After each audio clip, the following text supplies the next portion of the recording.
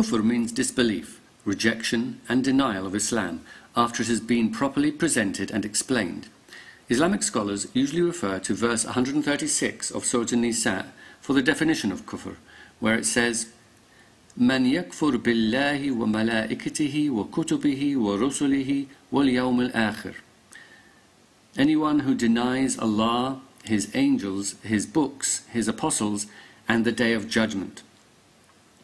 There are literally hundreds of verses about Kufr in the Quran that make it abundantly clear that not believing is a terrible crime that will be punished by eternal and excruciating torture. These are just a few.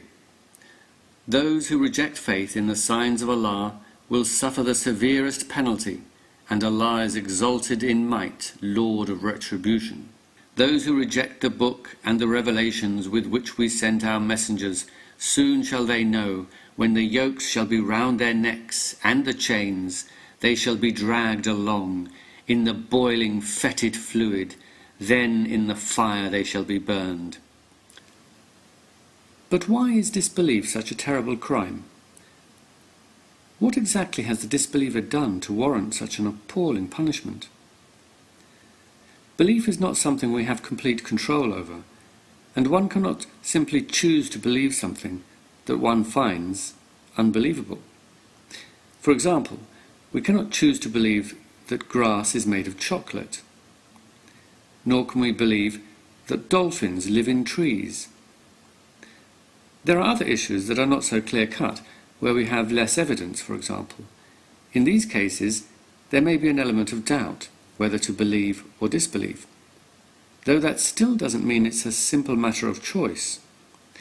For example, if I told you that there were invisible fairies living in my back garden, and that I know this because my great-great-grandfather left me a note which he got from them, saying, "Hello, we are fairies and we live in your back garden." Some might argue that there is an element of doubt here, since there is no conclusive evidence that fairies don't exist, and there are actually people who believe in them. But in such a case, we don't simply choose what to believe. Each of us weighs up the evidence as we see it. We compare the arguments we've heard and filter this through our cultural references or emotional responses that are peculiar to us as a person. We then either believe or disbelieve based on that.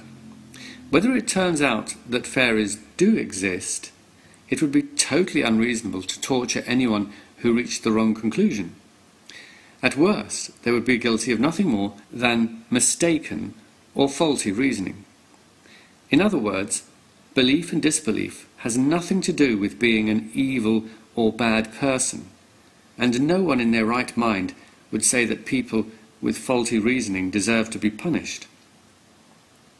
Some equate disbelief with being ungrateful, but Christians, Hindus and deists of all types would argue that they are very grateful to God. Atheists too would argue that they are grateful, though they direct their gratitude towards the person they perceive as responsible, rather than a God they don't believe exists.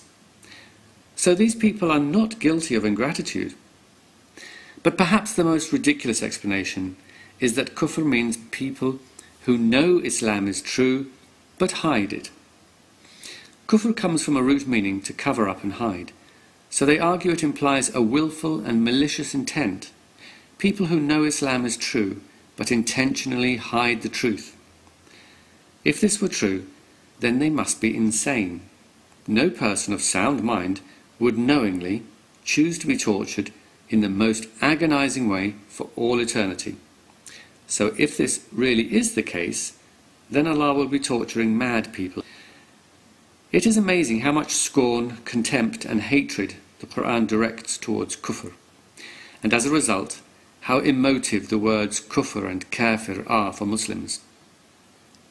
Yet, when you actually get past this emotion, there really is no logical reason why disbelief should be considered such a horrendous crime, even if Islam were true. The fact that the Quran spends so much time condemning disbelievers to the most obscene eternal torture only serves to emphasize that it is not.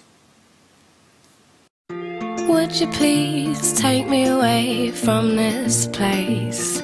I cannot bear to see the look upon your faces. And if there is some kind of God, do you think he's pleased when he looks down on us? I wonder what he sees. Do you think he'd think the things we do are a waste of time? Maybe he'd think that we are getting on just fine.